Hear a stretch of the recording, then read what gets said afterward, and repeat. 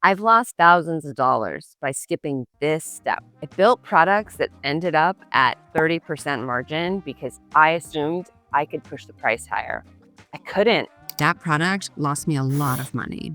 You can't make pricing work backwards. You have to design your margin from the very start. I run an $850,000 a year Amazon private label brand, and I'm publicly building a new product for my brand step by step. And I'm documenting this in real time so you can see the full process as it happens. Here's what I've done so far.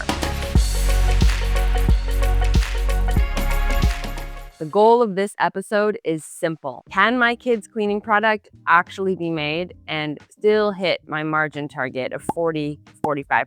Anything under 40% is an immediate walk away. If you've watched my Start Here videos, then you already know the full margin framework. Most people skip this step or do it way too late. This comes before sourcing, branding, and falling in love with your idea. I'm doing this in a simple Google Sheet.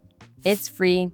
You can grab a copy in the description and plug in your own numbers. The first thing I need is a placeholder sell price. Not a pricing decision, just a working assumption so I can back into my target cost. I'm anchoring off the closest comparable product. Melissa and Doug sits around $19. Our product is meant for older kids and it really works.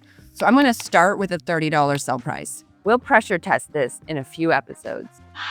Hi, buddy. I'm making a YouTube video. Next, the cost bucket. Amazon fees are non-negotiable, so I always start there. I'm using Amazon's revenue calculator with a comparable product.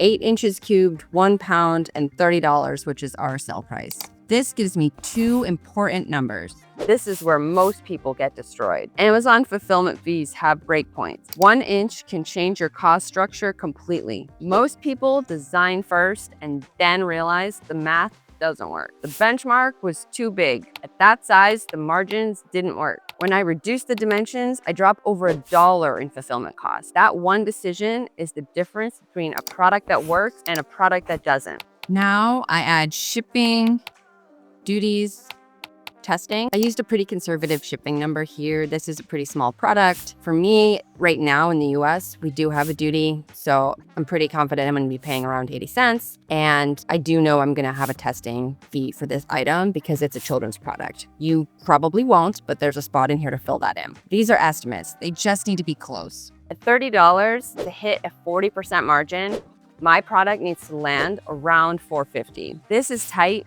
but it is possible, and it only works because the product got smaller. This is the point of margin math. Not to prove it will make millions, just to see if it's worth continuing. My spreadsheet is in the description. Plug in your own numbers and run the math. For me, this product earns the right to continue. In the next episode, product differentiation. This is where I prove if there's actually a way to win or walk away if there isn't. All right, let's build something real. I'll see you in the next one.